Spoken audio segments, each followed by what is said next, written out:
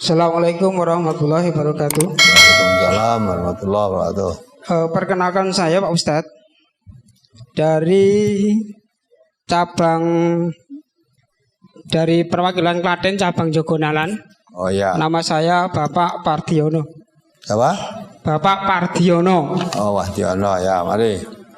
Yang saya tanyakan satu, bahwa di tempat saya itu sering ada kematian. Nah, iya, kadang 40 hari itu, kadang 3.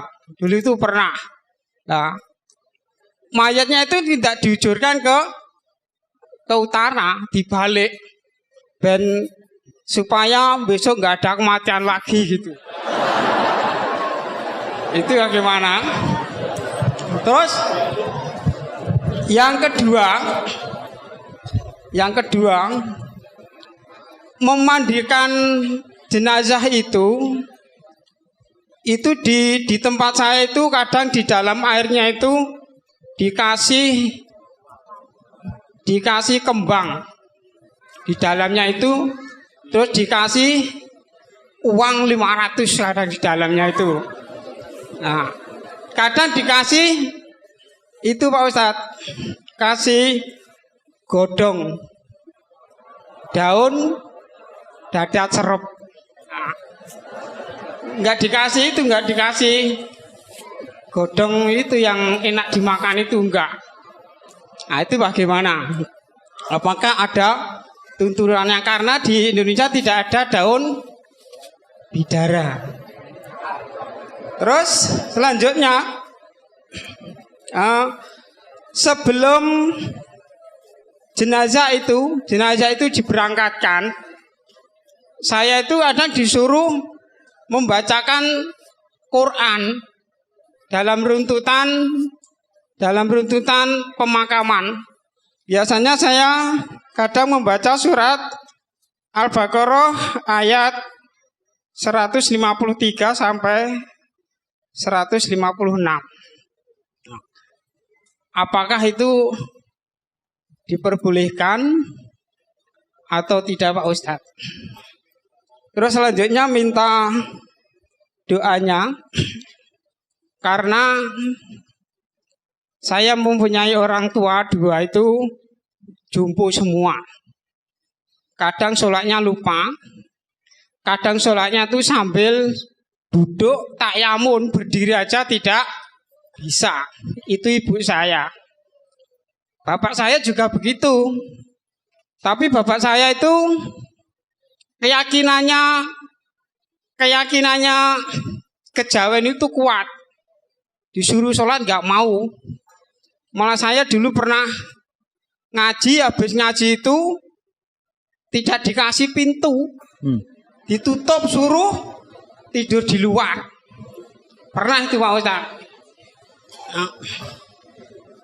Dia itu meyakini bahwa masih mempunyai jimat Roro Kidul.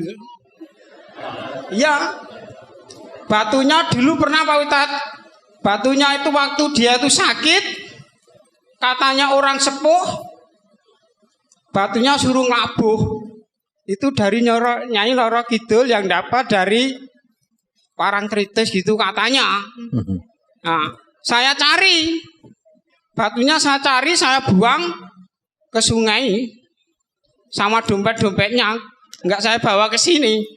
Tapi nah, katanya enggak. Sekarang masih 1. Dompetnya dibuang, duitnya dijigo.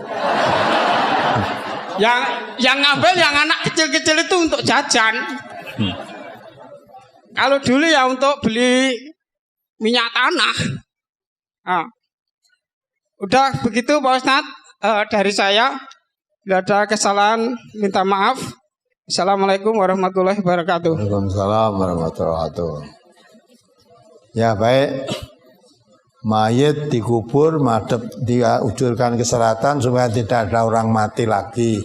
Lah setelah mulai dikuburkan mujur ke selatan tuh masih ada orang mati nggak? Masih ada. Nah, besok lagi diujurkan ngetan genti. Nah jane wong mati dudurke ngulon. Lah kok sing mati terus ora usah diujurke. Jadi nggak ada hubungannya mujurnya orang mati dikubur itu nggak ada hubungannya dengan orang yang hidup mengakibatkan mati.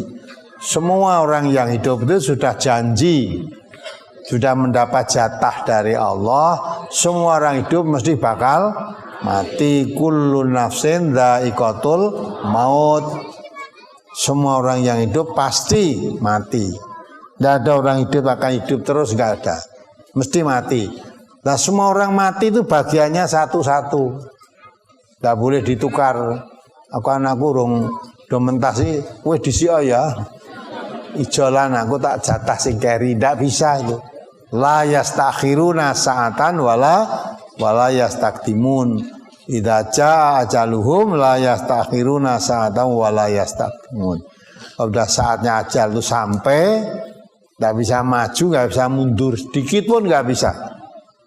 Ya, tidak bisa. Jadi perkara mati tidak ada kaitannya dengan orang mati dikubur mujur kemana aja, tetap orang hidup mesti bakal mati. Tidak bisa dirubah itu. Malah mempunyai keyakinan kalau orang yang mati dikuburnya tidak ke arah utara malah ke selatan, nanti ya, akibatnya tidak ada orang mati lagi, itu malah syirik itu. Perbuatan syirik seolah-olah yang menentukan mati di hidup itu orang yang mati mujure dikubur tadi, jadi syirik gitu. Ya, itu tidak boleh itu. Tidak ada aturan dalam Islam. Kemudian air untuk mandikan mayat dikasih kembang, uang, daun, dadap serep. Orang dikai lateng baik. Tahu daun lateng? Baiknya tahu kasih daun lateng. Nek dikasih daun lateng didusi, mayite jisa kukur-kukur berarti urung mati. Jisa gatelen berarti urung mati, rasita didusi itu loh. Nah itu semua tanya apa maksudnya dikasih daun itu, maksudnya apa ya? Nah, kalau mempunyai maksud seolah-olah ya ada aturan syariat tersendiri yang tidak dituntunkan dalam Islam, ya tidak boleh itu. Yang tidak boleh keyakinan-keyakinannya tadi loh. Ya. Nek kasih dadap serep itu setahu saya dulu nek bocah cilik panas itu loh. Panas terus silai dikasih dadap serep. Kalau itu masuk akal, katanya bisa untuk nyirep mengurangi panas saja. Betul mengurangi panas. Nek cara umum ya orang nganggo dadap nganggo dikompres itu loh. Ya. Kain atau kacu dibasahi karena pasnya tempel ke nggon sirai sing panas itu tempel itu rada lah itu malah masuk akal itu. Mengurangi panas. Nah maka tadi dokter itu kasih daun apa silahkan saja. Nah kasih kembang itu mungkin kepingin supaya baunya wangi, tidak apa-apa kalau ya. Jadi mungkin baunya kok kurang enak, sudah kayak kembangnya, jadi air diciduk disiramin baunya wangi, itu tidak masalah itu. Boleh itu, artinya tidak salah. Tapi kalau ada keyakinan yang lain dengan itu, nah itu yang tidak dibenarkan. Kalau sekedar menghilangkan bau yang tidak enak supaya baunya bau kembang, bau wangi, boleh, tidak masalah. Ya. Sebelum mayat diberangkatkan, dibacakan ayat Quran. Itu untuk apa? Quran itu untuk siapa? Ya? Orang hidup, orang mati. Nah, ya, dalam surat Yasin itu ada kalimat liyungdira mangkana hayan. Jadi untuk beri peringatan pada orang yang keadaannya itu hidup. Kalau sudah mati kamu bacakan Quran, kamu bacakan Yasin, kamu bacakan surah krungu. Ya, tidak bisa dengar. Maka Quran itu untuk orang hidup. Nah, maka ketika masih hidup supaya memperbanyak membaca Al-Quran.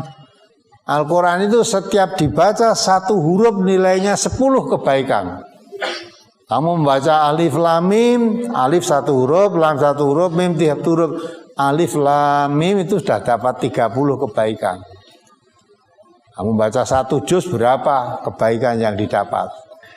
Itu untuk orang hidup. Kalau orang mati dibacakan nggak dapat kebaikan dari bacaan Quran itu, ya nggak dapat apa-apa. Nah, kalau akan mati malah dianjurkan. Orang akan mati itu dianjurkan bukan baca Quran tapi membaca tahlil. Ya, laqinu mautakum bila ilaha illallah. Kalau ada orang sekaratul maut supaya dibacakan tahlil. La ilaha illallah dituntun. Ya, gantian begitu supaya dia bisa membaca, menirukan kalimat la ilaha illallah. Itu ada tujuannya, ada hikmahnya. Nabi mengatakan mangkana akhiru kalamihi la ilaha illallah dakhalal jannah. Siapa yang akhir ucapannya setelah membaca la ilaha illallah terus mati, dia masuk surga. Ya. Jadi la ilaha illallah supaya membaca, orang yang akan mati membaca la ilaha illallah. Kalau ucapan la ilaha illallah terakhir kalimat itu terus mati, dia masuk surga. Ya. Jadi mau diwaca la ilaha illallah nek wis mati dia sudah tidak bisa menirukan. Tidak bisa menirukan. Dengan harapan supaya menirukan kalimat yang terakhir mudah-mudahan membaca la ilaha illallah. Itu ada harapan kalau kamu la ilaha illallah terus tidak ada kalimat-kalimat lain kecuali itu terus mati masuk surga. Ada harapan. Nah, kemudian mohon doanya untuk kedua orang tua yang sudah jumbo pikun ya. Ya. Kalau sudah pikun, sholatnya sok lali, sok sholat, sok tidak. Kalau sholat kadang-kadang tidak tutup, ya mesti 4 rakaat, baru 2 rakaat sudah salam. Ya, malah kadang-kadang mestinya belum sholat, disuruh sholat, katanya sudah sholat, padahal belum. Ya, nah wis ngomong wis sholat itu dikon sholat nah, ya ora gelem. Walaupun tadi belum, tapi sebaliknya walaupun belum sholat, kalau dikatakan Bu sholat dhisik, wes aku wis sholat, wis kon sholat ya ora gelem. Wong wis sholat.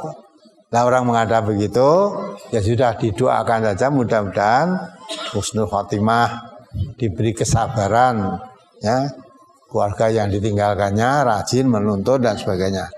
Nah kalau orang dah pikun itu dia tidak sholat karena pikunnya ya tidak dosa. Ya dia sholat karena ya lupa-lupa yang dibaca pun yang tidak genah ya tidak dapat pahala. Sudah. Nah itulah maka orang pikun itu Allah katakan diberi ilmu yang dulu mengerti menjadi tidak mengerti lagi. Ya, sudah pikun. Nah kalau sudah itu sudah urusan Allah, bebas kita. Artinya tidak sholat ya dosa, mengkewajiban yang hidup, yang sehat, anaknya mengingatkan waktu sholat diingatkan. Diajak sholat. Adapun sholatnya sak kelingane dia dan tidak apa-apa.